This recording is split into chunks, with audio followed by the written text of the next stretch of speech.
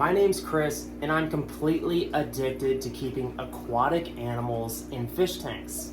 I don't know why I'm so obsessed. Why do I need to have more than 2 aquariums? I don't understand it. Like, what is it about keeping animals underwater that I'm so obsessed with? All right. Let's get to the topic already, Chris. Axolotl tank setup and care. By the way, I really think you should subscribe to the channel here just because I'm building a fish store at my house and it's gonna be pretty crazy. There's a ton of construction going on right now. I got tanks freaking laying everywhere and pieces of acrylic. If you follow the channel, I try to do videos on all this stuff. So what I did was I grabbed an old 40-gallon breeder out of storage, and what we're gonna do, this tank actually needs to be resealed, and there will be a video on that coming as well. I'll probably do a video on cleaning up tanks as well, maybe using this tank. But first, axolotls, maybe the cutest stuffed animal known to man. I gave this to my daughter as a gift, and I decided to use it for the video series. And you can get this on Amazon. It's 20 bucks. It's 21 inches long. For you axolotl fans, this is a must, I feel like, because I gave it to my little 2-year-old daughter. She hugs it and says, "Lottle." It's just like, cuteness. You're probably wondering why I have to do the axolotl tank setup demonstration out in the shop, and that's because I've never been able to keep axolotls here in my fish rooms because I heat the room temperature to 78 to 80 degrees Fahrenheit. Here, I'll show you. And with axolotls, you actually need a water temperature of 60 to 68 degrees Fahrenheit. See? You can see my fish room is around 80 degrees Fahrenheit, so I'll never be able to keep axolotls in this room because it will heat the water temperature too much. So, think about it. Your house room temperature, in average, is probably gonna be around 70 degrees Fahrenheit. All right, guys, we're back out in the shop, and I'm ready to talk axolotl aquarium tank setup. Look at that cute little axolotl in the corner there. We're gonna have 4 or 5 variables. I'm kind of just gonna wing it. So number 1, tank size. I grabbed a 40-gallon breeder because it is the best tank size, in my personal opinion, for the axolotl because it's 36 inches long, 18 deep, and 18 tall. Axolotls mainly use the bottom of the tank because they're mainly bottom dwellers. And if you have a tall tank, that's really not going to be used. The internet tells you a 10-gallon is adequate for an axolotl. They grow 9 inches long. That's almost half the length of a tank. That's stupid. I'm going to be completely honest. We would never keep a 9-inch fish in a 10-gallon aquarium. So why would we keep an axolotl?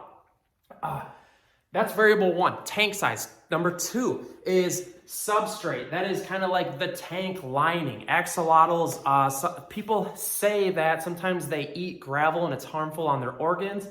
But on the other hand, some people say that it's good for their organs. So it's like, you be the judge on this one. I would personally use sand. It kind of seems like the safest route. Some people use nothing and just use bare bottom. I hate the look of that, but I'm a naturalist. I like things to look natural. I feel like the bare bottom tank is kind of like the equivalent of a human being in a hospital. I hate being in a hospital. Anyways, the third variable, that was 1, 2, 3, filtration. Axolotls do not like current, so you're gonna have to kind of watch for what filter you use. You could use a hang on the back. It'll hang on the back or hang on the side, wherever you want to put it. Some of them have too much current. And what you might want to do is make a baffle, maybe do a spray bar if you're using a canister filter. But the most widely used filter is a sponge filter. Axolotls do have a pretty heavy bioload because their poops are super huge. And when they eat, it kind of minces up and goes everywhere in the water. So you're going to be doing a lot of water changes. So the filter is a big deal, sort of. What I would personally do, because I'm a sponge filter junkie, I would get... I'll throw a link in the description box to my favorite sponge filter. This is a polishing sponge filter. These are like $6. They're cheap. If I'm being honest, I hate these sponge filters because they're too fine. I like the big porous ones. I'll throw a link in the description.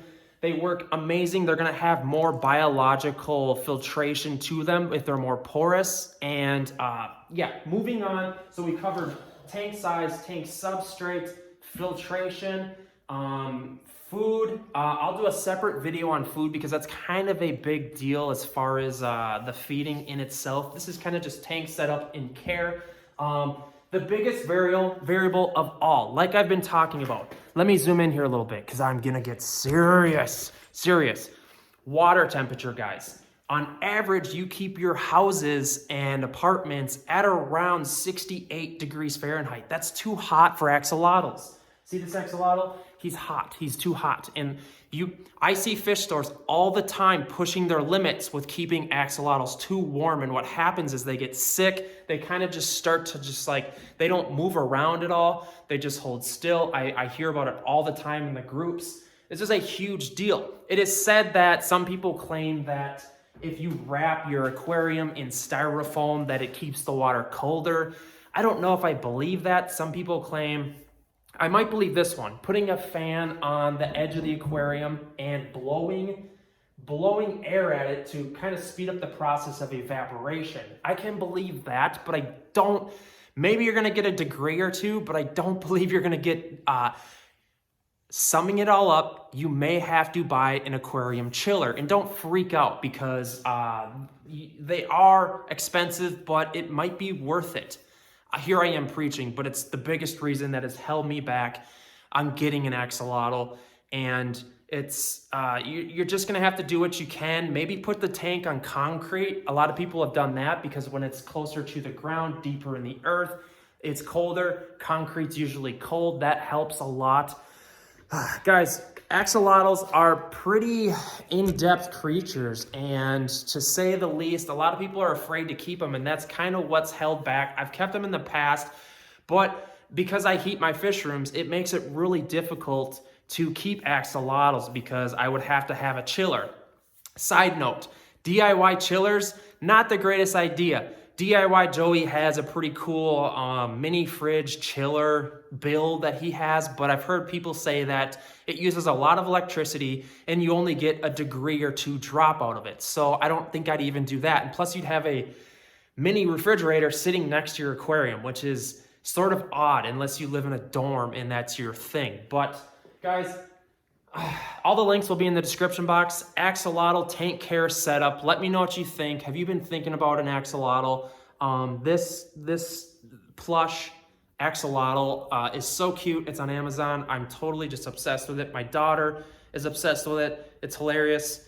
Guys, I'm gonna go take a deep breath and probably just calm down because this stuff gets me worked up because I'm super passionate about it.